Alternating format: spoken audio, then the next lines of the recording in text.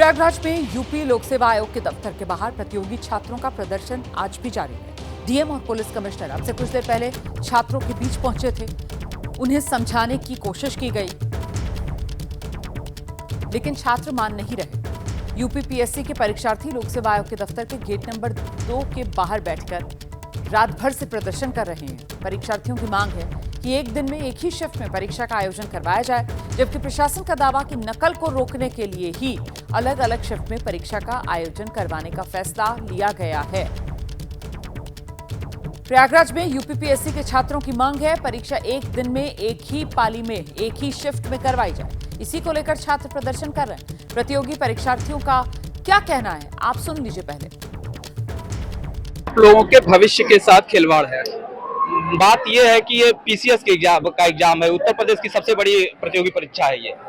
ये ना तो नीट का एग्जाम है, एडमिशन ले लेवा, ना नेट का एग्जाम है। यहाँ करियर बेस्ड एग्जाम है। ये एक एक नंबर से लड़कों का भविष्य तय होता है। यहाँ चूंकि मानविकी के विषय होते हैं। अब जैसे मान लीजिए कि दो सवाल हैं, भारत की राजधानी कहाँ है और पाकिस्तान की राजधानी कहाँ है। दो शिफ्ट के पेपर में आप ये दो सवाल डाल दिए। अब इसको डिसाइड कैसे होगा कि कौन सा सवाल कठिन है, कौन सा सवाल आसान है। नॉर्मलाइजेशन को स्वीकार करने का मतलब ये है कि हम खुद को भाग्य के सहारे छोड़ देंगे। फिर हमें जब हम पेपर दे के आते हैं पीसीएस का, तो हमें पता चल जाता है कि मेरा 85 से ऊपर है या 90 के आसपास है, तो हम मेंस की तैयारी में लग जाते हैं। लेकिन इसमें ये नहीं पता चल पाएगा कि मेरा होगा या किसका नहीं होगा, क्योंकि नॉर्मलाइजेशन की प्रक्रिया पारदर्शिता नहीं रहेगी। उसमें क्या होता है ना, देखिए इसकी। और आइए आपको सीधे धरना स्थल पर लेकर चलेंगे। हमारे सहयोगी मोहम्मद मोइन वहीं पर मौजूद है। जरा जानते हैं मोहम्मद मोइन से अभी की स्थिति क्या है। मोहम्मद मोइन, देखिए, अब से कुछ देर पहले प्रयागराज के डीएम और पुलिस कमिश्नर आए थे। प्रतियोगी छात्रों को उन्होंने समझाने की कोशिश की थे, लेकिन प्रतियोगी छात्रों की एक ही मांग है कि जब तक नॉर्मलाइजेशन को वापस नहीं लिया जाता है, तब तक वो कतई अपना आंदोलन खत्म नहीं करेंगे, कतई पीछे नहीं हटेंगे। इसके बाद लोक सेवा आयोग के सचिव अशोक कुमार यहाँ पर आते हैं। वो छात्रों को नॉर्मलाइजेशन के फायदे समझाने की कोशिश करते हैं, लेकिन जो छात्र हैं उनका ये कहना है कि आप बीच भर्ती में नियम नहीं बदल सकते हैं। इस तरीके के रूलिंग सुप्रीम कोर्ट की भी है। और आप देखिए, जैसे जैसे दिन चढ़ता जा रहा है, वैसे वैसे लोक सेवा आयोग के दफ्तर के बाहर प्रतियोगी छात्रों की जो भीड़ है वो कल की तरह लगातार बढ़ती जा रही है। और पूरी सड़क है वो छात्रों की भीड़ से बढ़ती चली जा रही है। देश का जो राष्ट्रीय ध्वज है उसे फहराया जा रहा है।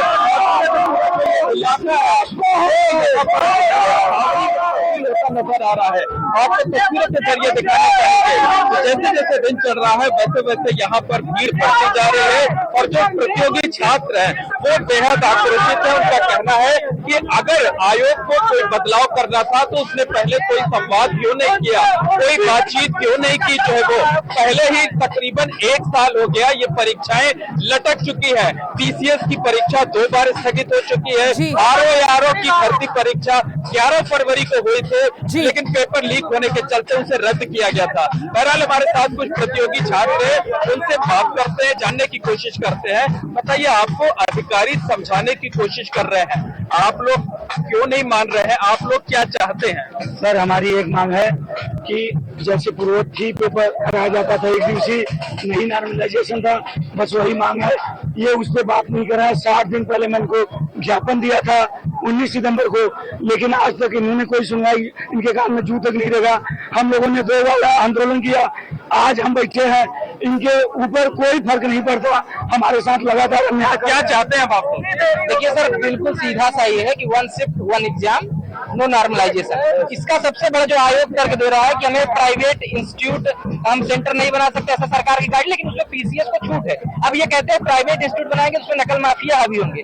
978 सेंटर आयोग ने 2 एग्जाम में पाए हैं, और एक शिफ्ट में कराने के उनको 1750 के आसपास जरूरी है। बिल्कुल कहा जा सकता है कि आयोग की तरफ से ये जो दलील दी जा रही है कि सेंटर अच्छे कम है, उनका कहना है कि जब आप एक देश एक चुनाव की बात कर सकते हैं, पूरे देश में एक दिन चुनाव कराने की व्यवस्था करने का दावा कर सकते हैं, तो 5 लाख अभ्यर्थियों की परीक्षा आखिरकार क्यों नहीं करा सकते हैं? तो देखिए, ये उत्तर प्रदेश लोक सेवा आयोग का गेट नंबर 2 है।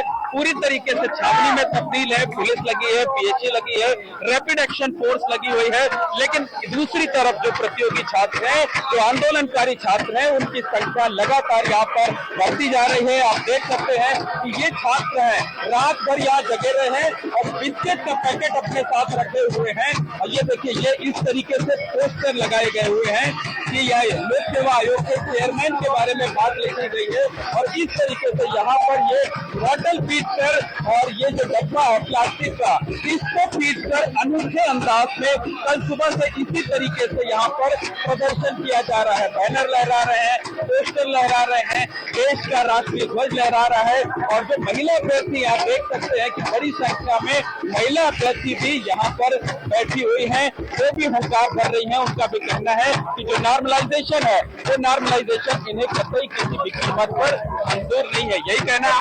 बिल्कुल सर, किसी भी कीमत पर नॉर्मलाइजेशन बर्दाश्त नहीं। ये भ्रष्टाचार का दूसरा तरीका है। इससे आयोग अंदर अपने ही लोगों को घुसेड़ने का पता नहीं चलेगा, जैसे स्केलिंग का मामला होता था। इस बात की आशंका है आपको? नॉर्मलाइजेशन का सबसे बड़ा ये गलत फायदा है। मानकी सब्जेक्ट में हम नॉर्मलाइजेशन कैसे करेंगे? इतिहास हमारा सब्जेक्ट हमारे लिए सरल होगा, किसी के लिए कठिन होगा। तो आप मानकी सब्जेक्ट नॉर्मलाइजेशन का कोई पद्धत हो ही नहीं सकता। आयोग सिर्फ उसमें गड़बड़ी करना चाहता है। बार बार हमारे ये विरोध का अनूठा तरीका है। इस तरीके से यहाँ पर की वजह से इनका ये हाथ है आज लाल हो चुका है। लेकिन लगातार ये प्लास्टिक का डब्बा रखा हुआ है, इससे पीटा जा रहा है। बिल्कुल, मैं जरा सा आपको रोकती हूँ मोहम्मद मोइन, दोबारा आपके पास आऊंगी। जरा दिखाते हैं दर्शकों को कैसे प्रदर्शन चल रहा है इस वक्त धरना स्थल पर।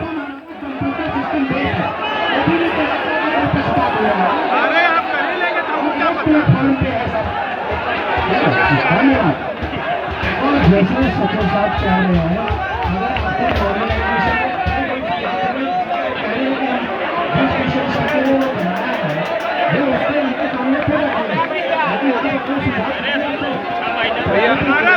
वापस लीजिए।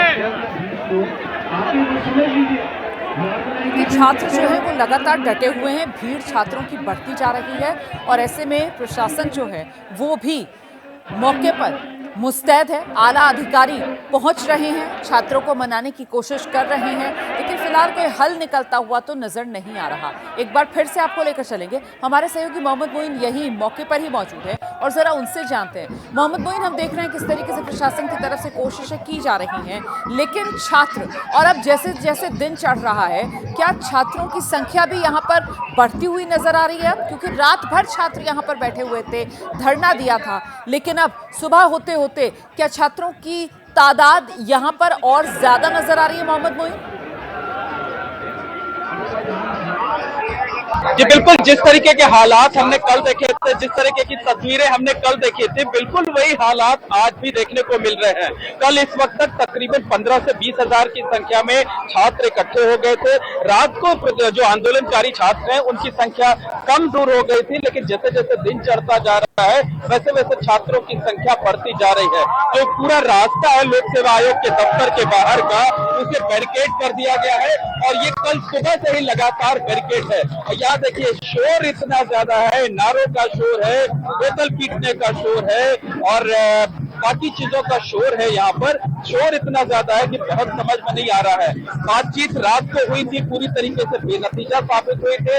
इसके अलावा आज सुबह भी डीएम और पुलिस कमिश्नर पहले आए, वो बातचीत बेनतीजा रही। इसके बाद कुछ देर पहले लोक सेवा आयोग के सचिव यहाँ पर आए, उनके साथ जो बातचीत हुई वो भी बेनतीजा रही, क्योंकि वो बार बार यही समझा रहे हैं कि आप इस चीज को मान लीजिए। और जो प्रतियोगी छात्र हैं उनका कहना है कि हमें नॉर्मलाइजेशन कतई किसी कीमत पर मंजूर नहीं है, हम इसे नहीं मानेंगे।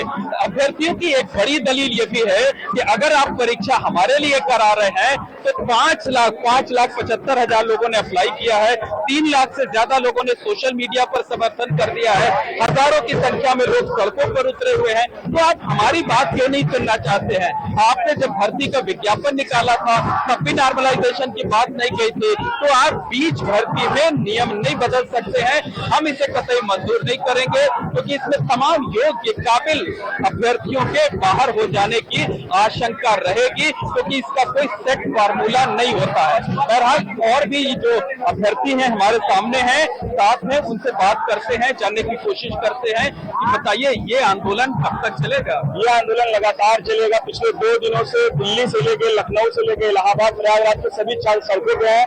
पूरी रात छात्र यहाँ पे रहे हैं अपने खाने पीने की व्यवस्था करके, लेकिन ये तानाशाही सरकार पुलिस बल लगा के हम लोग को डराने और धमकाने का प्रयास कर रही है। लेकिन हम लोग करने उत्तर प्रदेश के डिप्टी सीएम केशव प्रसाद मौर्य का ट्वीट आया है। उन्होंने कहा है कि हम छात्रों के साथ हैं, हमारी सरकार उनके साथ है। हम क्या मांग करते हैं? हम केशव मौर्य जी और योगी जी से ये निवेदन करते हैं, अगर 75 जिलों में आपके सरकारी संस्थान नकल करवा रहे हैं, वो विश्वसनीय नहीं है, तुम्हें चलाया ही क्यों जा रहा है सर? आप ट्वीट करते हैं कि हम वो संस्थान सरकारी विश्वसनीय नहीं है। 75 जिलों में से 42 जिलों में देखिए और भी लोग हैं, उनको भी तस्वीरें दिखाना चाहेंगे। देखिए ये महिला अभ्यर्थी हैं, ये किस तरीके से क्या देखिए ये खाली पीट कर यहाँ पर विरोध किया जा रहा है। क्या संदेश? मेरा ये संदेश है कि सरकार का आयोग जागे और हमारा जो नॉर्मलाइजेशन का हम पे विरोध कर रहे हैं उसको समाप्त करें।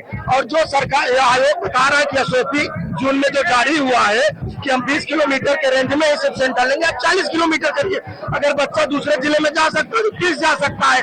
और जो ऑलरेडी यूनिवर्सिटी छात्रों की एक दलील ये भी है कि लोक सेवा आयोग के दफ्तर के अंदर से कॉपियां बदली गई हैं।